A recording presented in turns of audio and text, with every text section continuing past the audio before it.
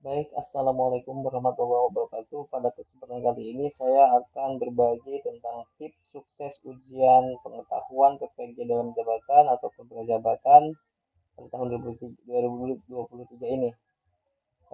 Tips ini saya kutip dari buku ya, yaitu judul bukunya Buku Standar Kompetensi dan Sertifikasi Guru. Penulisnya adalah Dr. Mulyasa MPD. Semua guru pasti berharap untuk lulus dan sukses dalam uji kompetensi, karena kesuksesan ini akan berdampak pada aspek-aspek kehidupan lainnya, baik terhadap kesinambungan pekerjaan maupun kesejahteraannya. Untuk kepentingan tersebut, terdapat beberapa kiat sukses uji kompetensi, sehingga guru dapat melaksanakannya dengan baik. Dan hasil yang di serta hasil yang memuaskan.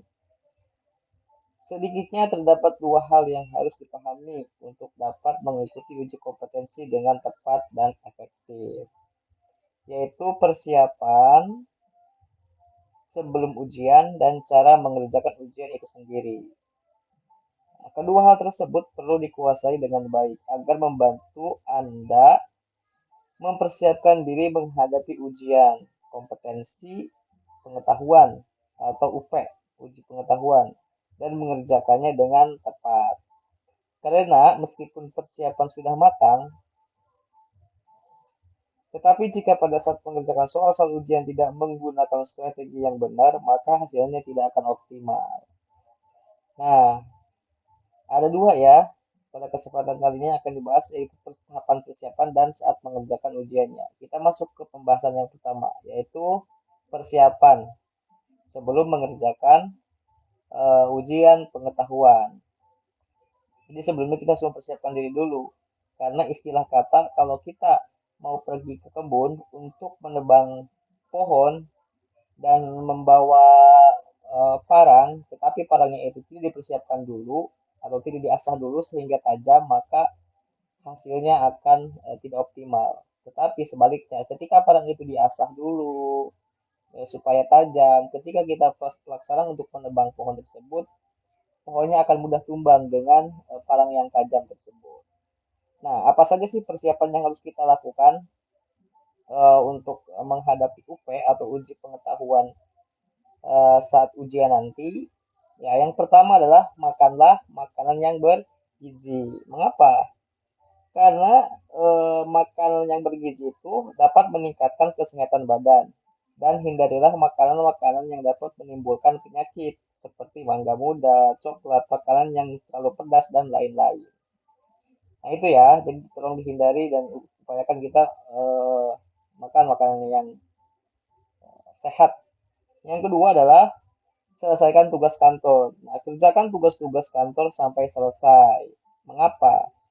Karena setiap tugas agar diselesaikan sebelum mengikuti uji kompetensi, supaya tidak menjadi pikiran pada saat mengerjakan soal-soal ujian dalam uji kompetensi.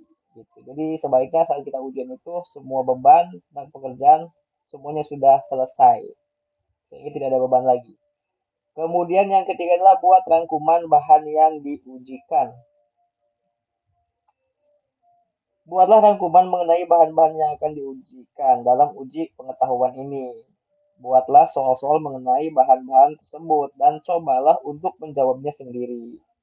Ya, tanyakanlah kepada teman sejawat dalam hal kesulitan yang dihadapi. Gitu, ketika ada kesulitan baru kita tanya ke teman yang sudah melaksanakan UP tentunya ataupun teman-teman yang sedang barengan dengan kita UP atau sedang PPG. Kemudian selanjutnya kita harus tahu jadwal ya, sehingga kita bisa mempersiapkan dengan matang. Kalau kita ngedadak, eh, karena tidak tahu jadwal ujiannya itu kapan, maka kita akan kelabakan karena tidak akan ada persiapan. Jadi itu penting sekali untuk mengetahui jadwal. Nah, setelah mengetahui jadwal supaya dicatat dan sekaligus mencatat bahan-bahan yang harus dipelajari. Itu tujuan untuk mengingat jadwal itu supaya kita ada persiapan untuk belajar. Kemudian daftar ujian dan tugas-tugas yang harus diselesaikan supaya diingat dengan baik. Selanjutnya adalah pembagian waktu untuk persiapan ujian dibuat sesuai jadwal pelaksanaan ujian dan bobot bahan yang harus dipelajari. Nah, itu ya mengenai ketahui jadwalnya. Yang selanjutnya masih tahap persiapan ini ya, belajar secara efektif dan efisien. Nah, itu penting sekali dilakukan. Seperti yang dikatakan di awal bahwa ketika kita persiapan semuanya akan berjalan lancar. Ketika tidak ada persiapan semuanya akan tidak optimal. Nah, belajarlah secara efektif dan efisien. Belajar secara efektif dan efisien dapat dilakukan apabila Anda telah memahami waktu yang paling tepat untuk belajar. Nah, setiap orang kan berbeda-beda cara belajarnya. Ada yang enaknya belajar sore-sore, ada yang pagi, ada yang malam. Nah, itu silakan disesuaikan.